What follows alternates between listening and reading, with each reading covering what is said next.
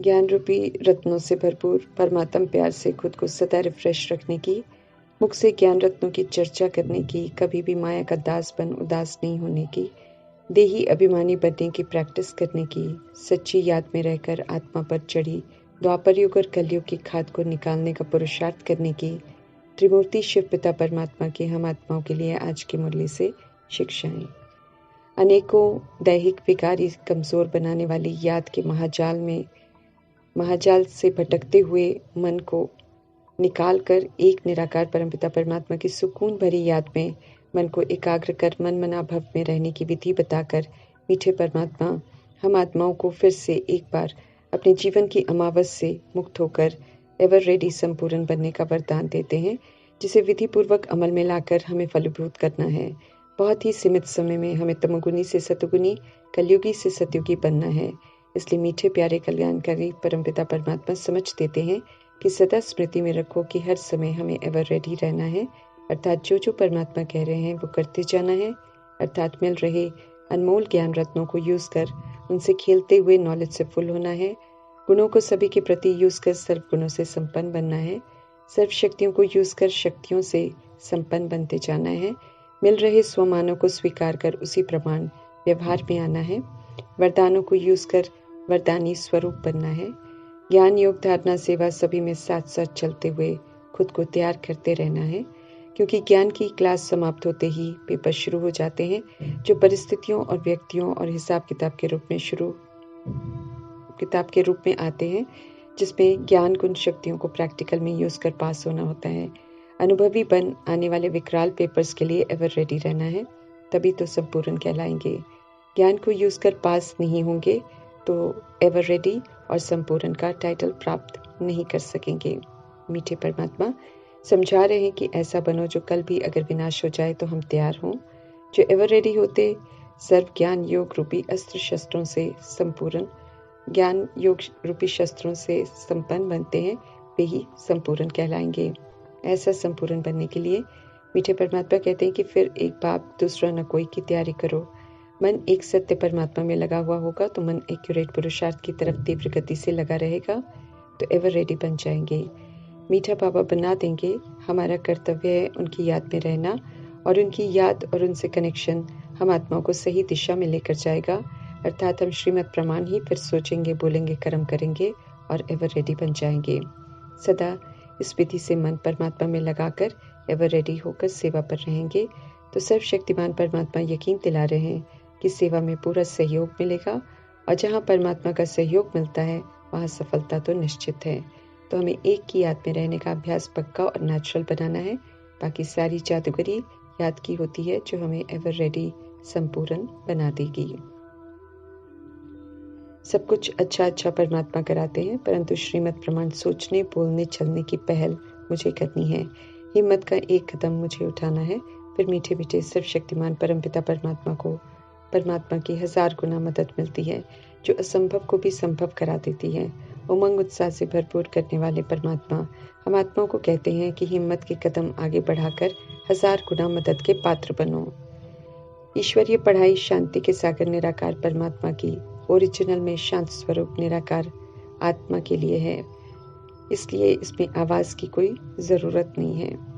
कोई भजन, कोई कीर्तन, कोई पाठ, पूजा, मंत्र की जरूरत नहीं है। वो तो हम सब आधा कल्प से करते आए हैं, कोई प्राप्ति नहीं हुई है, इसलिए अब उसकी कोई ज़रूरत नहीं है, क्योंकि आवाज़ हमें परमात्मा से बहुत दूर ले जाती है। दूर हो तो जाते हैं परमात्मा से भक्ति मार्ग में, इसलिए परमात्मा फरमान करते हैं कि अब चुप रहकर अपने स्वधर्म में स्थित होकर मुझे याद करो। ईश्वर खूबसूरत पालना दे रहे हैं संगम युग में।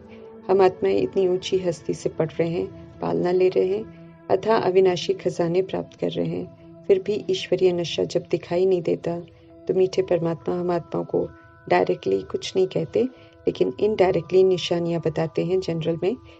अब समझदार के लिए इशारा ही काफ़ी है, सब कुछ बताकर छोड़ देते हैं। हमारे ऊपर है हम किस तरह उन निशानियों को धारण करते हैं और संगम युग के मौसम में ईश्वरीय नशे का पूरा आनंद लेते हैं। ईश्वरीय नशा है तो फिर ईश्वरीय संस्कारों को यूज़ करेंगे, इसलिए चलन में रॉयल्टी होगी।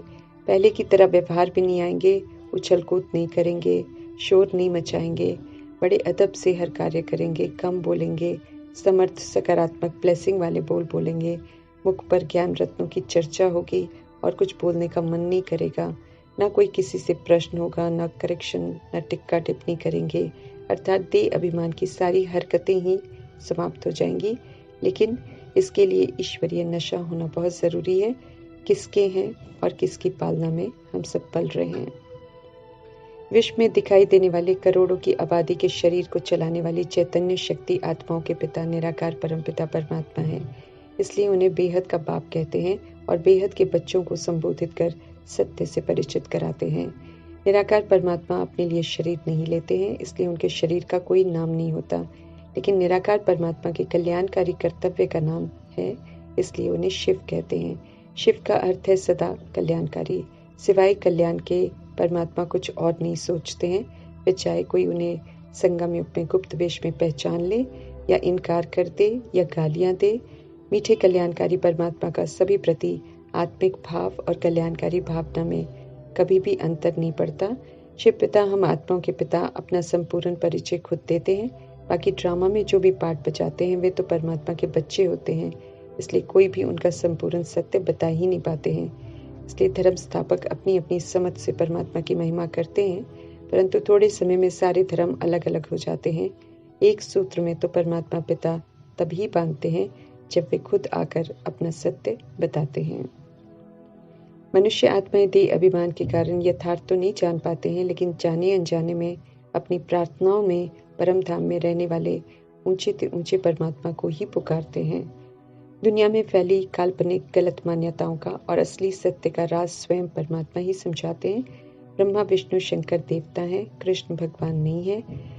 वो तो कृष्णपुरी का सतो प्रधान प्रिंस है। सच्ची गीता संगम युग की मुरली है। स्वयं निराकार परमात्मा आबू पर्वत के मधुबन में आकर आत्मिक मधुरता और पुरानी दुनिया से बेहद की वैराग वृत्ति दिलाकर पुनः नई सतयुग की दुनिया के लिए नया बनाते हैं। सच्ची गीता सुनाकर आत्मा को फिर से संपूर्ण पवित्र बनाते हैं। जब 5000 वर्ष के कल्प के अंतिम 100 वर्ष रह जाते हैं, मनुष्य मत के आधार पर बनाई हुई बातें कि परमात्मा हर युग के बाद आते हैं, 36 अवतार लेते हैं, उसे असत्य बताकर खंडित करते हैं। समय है सत्य को जानने का, क्योंकि सृष्टि परिवर्तन का समय आ गया है और शरीर द्वारा पाठ बजाने वाली आत्माओं को एक परमात्मा की याद में रहकर मुक्त होना है। याद भी एक्यूरेट चाहिए, इसलिए रहम दिल परमपिता परमात्मा इस बात पर जोर देते हैं कि सभी को सत्य से परिचित कराओ, इसी में सभी का कल्याण है। देह अभिमान ने आत्माओं को बेपरवाह बना दिया है, इसलिए मीठे परमात्मा को झूठ घर में आकर अपना सत्य बताने के लिए बार बार सबूत देने पड़ते हैं। समझाना पड़ता है कि हम आत्माओं से बात करने के लिए उन्हें पतित दुनिया में आकर पतित शरीर का आधार लेना पड़ता है। परमात्मा कैसे मुसाफिर हैं, कैसे दूर देश से आते हैं, खुद ही बताते हैं। दुनिया वाले तो परमात्मा के लिए गाते हैं कि दूर देश से आए हैं, देश पर आए, लेकिन समझते कुछ भी नहीं है। हम आत्माओं को भी स्मृति दिलाते हैं कि हम सब भी मुसाफिर हैं इस कर्म क्षेत्र में। समझ देते हैं कि अब कलयुग की भी समाप्ति है। हम आत्मा रूपी मुसाफिर को वापस घर जाना है। हार और जीत के खेल में अब रावण रूपी दुश्मन पर जीत प्राप्त करनी है। यहाँ हिंसात्मक तरीका अपनाकर नहीं जीतना है, बल्कि अब रावण रूपी देह अभिमान और उनसे उत्पन्न विकार, उनके बाल बच्चे और कमी कमजोरियाँ यूज नहीं करनी है। इसी में जीत है। फुल ऑपोजिशन में, विपरीत परिस्थितियों में, विपरीत व्यवहार में मीठे परमात्मा की याद में रहकर स्टेबल रहना, अर्थात प्रभाव मुक्त, लगाव मुक्त, दबाव मुक्त रहना। विकारों की कमी कमजोरियों को यूज नहीं करके सत्यता की, दिव्यता की, सभ्यता की यूज करने में ही विजय है। ऐसी विजय प्राप्त कर मीठे प्यारे हसीन मुसाफिर के साथ वापस घर जाना है और फिर हसीन मुसाफिर द्वारा स्थापन करवाए गए हेवन में आकर पुनः सतयुग की पाठ से ड्रामा में पाठ बचाना है। मनुष्यों द्वारा लिखे गए शास्त्रों में देवताओं के साथ असुरों को भी दिखा दिया, इसलिए ब्रह्मचर्य में रहने वाले सन्यासियों को घर रास नहीं आता है। ड्रामा के 3500 वर्ष बीत जाते हैं, फिर सन्यास धर्म की आत्माएं सृष्टि रूपी ड्रामा में पाठ बजाने आती हैं। तब तक देह अभिमान का रोग लग जाता है, दुख शांति की अनुभूति की शुरुआत हो जाती है। इसलिए सन्यास धर्म की आत्माएं सुख की आश नहीं रखते हैं। उन्हें लगता है कि सुख तो सिर्फ कागविष्टा समान होता है। रामचंद्र के साथ रावण, कृष्ण के साथ कंस, जरासंधी थे। लेकिन जब परमात्मा आते हैं तो समझाते हैं कि जब कृष्ण है तो कंस का, रामचंद्र है तो रावण का नाम निशान ही नहीं होता है। परमात्मा ही समझ देते हैं कि कलयुग में रावण सर्वव्यापी है, अति सूक्ष्म है और सभी में विराजमान है। कैसे मुक्त होना है उनकी भी यथार्थ विधि परमात्मा ही बताते हैं। समझ मिली है कि हम सब पुनर्जन्म में आने वाले मुसाफिर हैं।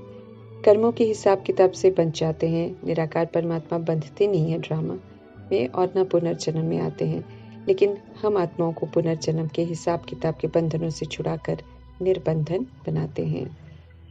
दुनिया के नामधारी गुरु कानों में मंत्र देते हैं और औरों को बताने को मना करते हैं। मीठे परमात्मा तो मन मना भव, मध्याजी भव, हम सो हम के मंत्रों का राज बताकर भक्ति और ज्ञान का अंतर स्पष्ट कर कहते हैं, अब सभी को बताओ, यहाँ तो सत्य को छिपाना मना है।